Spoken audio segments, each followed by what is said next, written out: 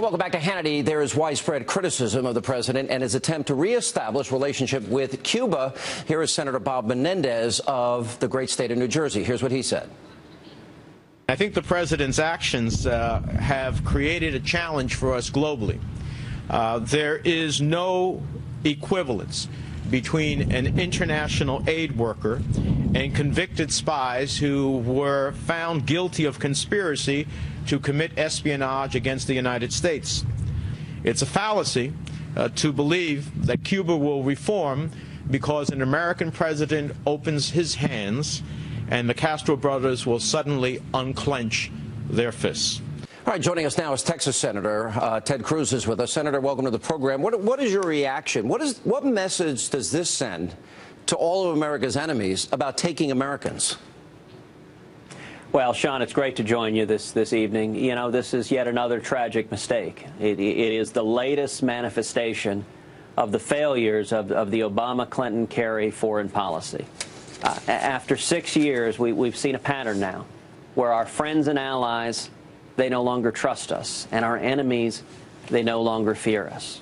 First it was Russia, then it's Iran, then it's Cuba, and consistently what President Obama has endeavored to do is to show weakness and appeasement towards our enemies. You know, right now, Cuba, an oppressive totalitarian dictatorship just 90 miles off our shore, that is an avowed enemy of this country. The Cuban regime was struggling. It is dependent on Venezuela, which is hurting because of plummeting oil prices. And right when the regime is struggling, President Obama stepped in to throw an economic lifeline. And I think that presents a serious danger to our national security interests. So, and at a time where we know that they were trying to give weaponry to North Korea not that long ago, so it's also a state sponsor of terror, is it not? Absolutely. Yeah. They have manifest hostility to America.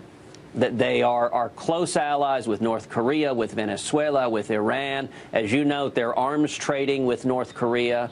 And indeed, you know, there's another component of this deal. Not only is it the sort of appeasement that we saw, you know, if you remember the beginning of Obama's presidency in 2009, one of the first things he did was cancel the anti-ballistic missile batteries that were scheduled to go into place in Poland and the Czech Republic. He did that in an effort to appease Putin. And we've seen that appeasement didn't work, as Putin has now invaded Ukraine, a sovereign nation. And the weaker the president appears, the more bellicose and aggressive Putin is. Likewise in Iran. This Iran deal being negotiated, Iran was struggling under sanctions. They were on the point of collapse. And Obama, just like he's doing with Cuba, stepped in with a lifeline, relaxed sanctions, and is in the process of trying to negotiate a very, very bad deal. And here, likewise, with Cuba, not only is he throwing the oppressive dictators, the Castro brothers, a lifeline, but he's also doing something reminiscent of the Bo Bergdahl deal, where for Sergeant Bergdahl, he released 5 senior Taliban terrorists. In this instance, he's releasing 3 Cuban spies who were responsible for the murder of 4 American citizens for spying on U.S. military installations, including the Southern Command. And it's just and a convicted it's dangerous murderer. And it's misguided. And a convicted murderer. I asked Senator Rubio this earlier tonight.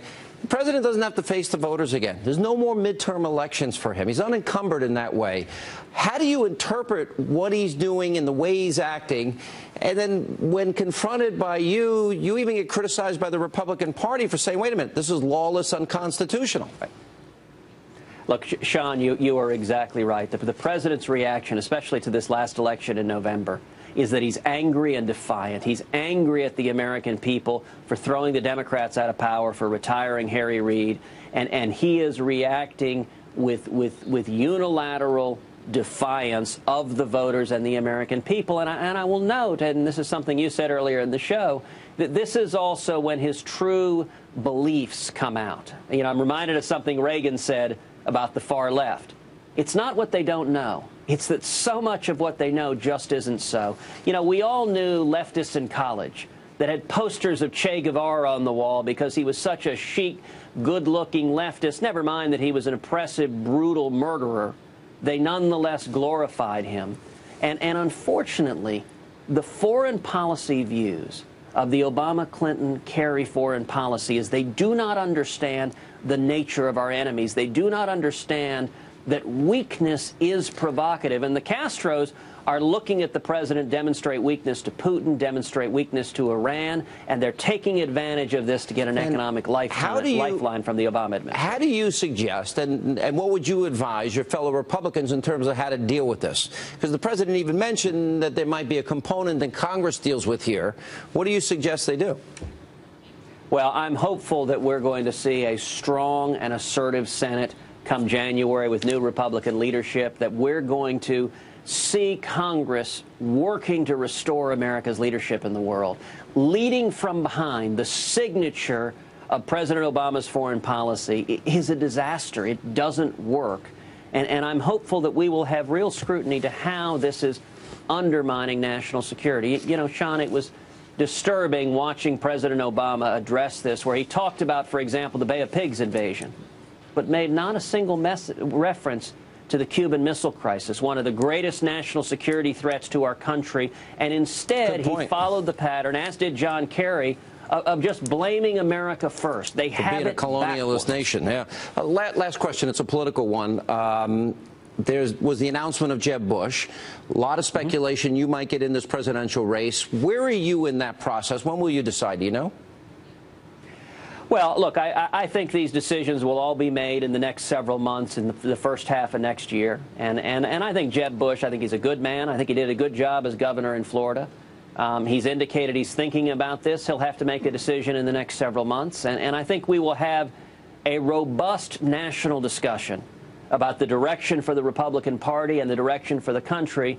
You know, Sean, you and I have talked about before that I believe the only way we win in 2016 is if we follow Reagan's admonition, if we paint in bold colors and not pale pastels, that if we continue to run to the mushy middle, that the same voters who stayed home in 2008 and 2012 will stay home again, and we will not win.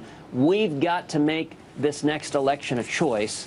And what I would encourage anyone thinking about running is stand up and lead. Stand up and make the case that the Obama economy is a disaster, that Obamacare is a train wreck, that we got to defend our constitutional rights, that we got to stand up to lawlessness, that we need to restore America's leadership in the world. And nothing would make me happier, Sean, if in 6 months or a year we had a half dozen senators, governors standing arm in arm, united, leading and saying there is a better way. We can get back to the principles this country was built on. All right, Senator Ted Cruz, thank you for being with us tonight. We appreciate it.